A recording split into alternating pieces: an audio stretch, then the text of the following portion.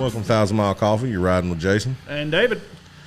All right, we're going to talk about something that's a little bit of a pet peeve of ours. You do what you want. This is just Personal pet peeve of ours that has become a problem here in the past I'd say at least the past 10 years in this industry. and that is professionalism. And what I mean by that is the way you present yourself. Don't get out at your shipper receiver wearing, a dirty tank top, gym shorts, and flip flops. That just bugs me because you're the face of the company that you're working for. I mean, as you see me now, I got my overalls on, a t-shirt, ball cap, and boots. That's all I ever wear. When I'm working, all you'll ever see me in is overalls because they're comfortable and I ain't got to try to pull my pants up because I suffer from the no acetol disease and they like to fall down. So this is convenient for me. But yeah, I decided since we were going to talk about professionalism this time that, as you've seen in a couple of the other episodes, I decided I'm going to break out the collared shirt, not wear the ball cap, and sit here and try to look somewhat clean. No, I didn't shave, but you know what? Nah. So yeah, but to be fair, don't. No. I'm just saying, to be fair, this isn't what you wear every day. No, it's not. Normally, what you've seen in our other videos, I'm in a t-shirt, ball cap, jeans, and boots. Right. Which is what I wear every single day. Right. And I mean, I wear cut off sleeve t-shirts from time to time because especially during the summer, it's hot. Oh, yeah. We want to be comfortable, but I still try to present myself as professional as I can because, like I said, you are the face of the company that you're working for. And if you're going, we do a lot of loads. That's our primary carrier, or we're the primary carrier for them. But our backhauls trying to get back, we always try to find new contracts. Someplace that, we're in this area all the time. This is a great load to get us back. If we're not very professional walking in, then it's going to be hard for us to get a contract with them because no matter what our boss says to them, we're the ones that they're seeing face to face. Exactly. Now, if you want to wear your basketball shorts, flip-flops, and dirty tank top while driving down the road, do whatever. Oh, I've done, not dirty tank top, but I've done that. Had a day of driving, get up, slip my Crocs on, sit in the seat in just a pair of gym shorts and boogie down the road. But before I get out anywhere, even if I'm getting fuel, I will always put a pair of pants and a pair of boots on. That's the other thing. Flip-flops on the fuel island is a bad idea. Flip-flops belong in, do not need to leave your truck unless you're going for a shower or something like that. Even then, flip-flops are not recommended. I do not recommend them in the industry for the simple fact of you are around a lot of hazards, and I know anybody who spent more than 2 seconds on a fuel island has this understanding of the amount of fluids on the ground. Diesel fuel is very slick too.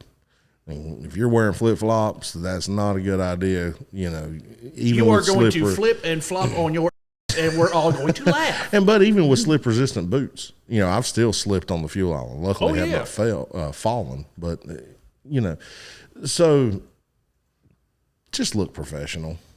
That drives me crazy when I pull into a shipper receiver and I see a guy going inside, ripped up T-shirt, basketball shorts, flip flops, walking through. It just bothers me. It really does. You see I know you said one time you wanted to dye your hair. What was it? Blue. I wanted to dye my hair just some random color. And I said, dude, short hair, you do what you want. But no, that's not professional when we are face to face with our shippers and receivers. And as you can see, he hasn't done it. Now, I'm not saying that because of what I said he didn't do it. I mean, he still might do it. It's just... I'm going to do it one of these times, but right now, probably not. Not for the simple soon. fact that it's not as long as it used to be. I'm trying to grow back out. Yeah, he's trying to get the mullet going again. Damn right. The mullet is coming back, people. I'm sorry. The mullet is coming back. Mullet. All right, anyway. And like I said, you do what you want. You're the one Now, You do you, boo boo. I mean, I don't care what you do. This is just what I'm saying from my. Now, what we're saying for professionalism wise, is you can see we both have tattoos. Mm-hmm. Now, we're not saying there's nothing wrong with the tattoos and things like that, but because I know quite a few guys who drive who they have tattoos, stuff like that. Tattoos. I've got gauged ears, but I don't have the monster gauge that go all the way down to my shoulder. Again, it also comes into the hazards of the workplace. Yeah. Another recommendation, and this is going on the hazard ends.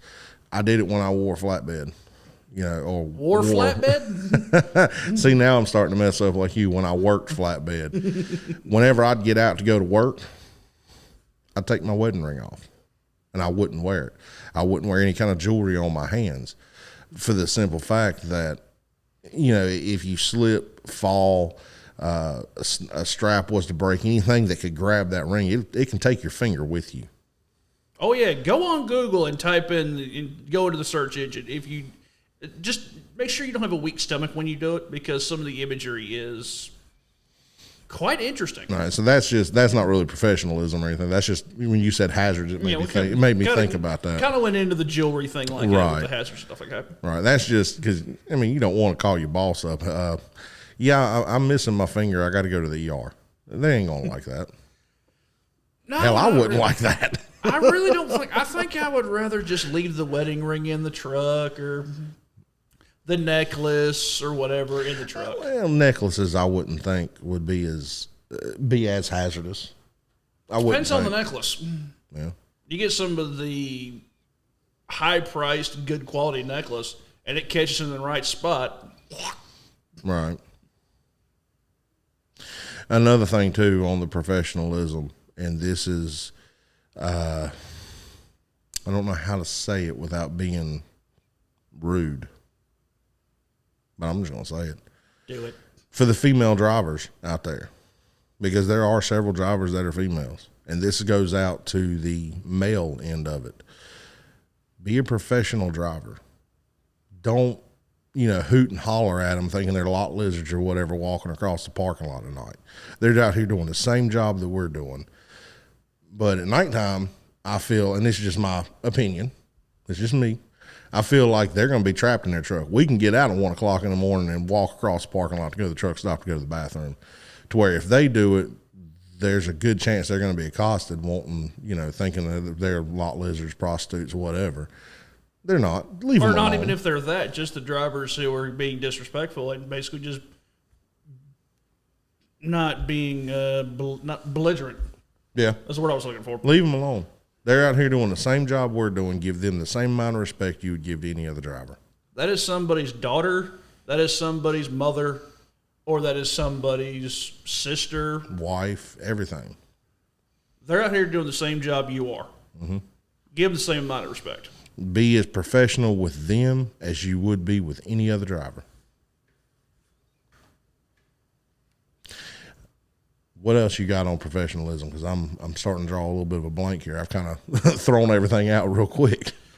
Well, we already covered the professionalism in another episode dealing with the flashing lights, stuff like that with professionalism. Yeah, that was more common courtesy, I think. Well, I would say common courtesy and professionalism kind of play into each other. Okay. It's a bit of a stretch, but... That's a really big bit of a stretch, but... Now, look at us. I think everything's a bit of a stretch. Right. So I guess what you can take away from this episode is dress appropriately. Be very... I've gone into places and heard... Just hit me. Thank you very much. Okay. You said dress appropriately. Well, hold on. Let me finish what I'm saying here. Okay. Go on when you're going into places and you're talking with your shippers and receivers. Don't yell at them. Don't scream. Don't holler. Don't curse. They, the people sitting in the office in there have no control of what's going on out on the dock.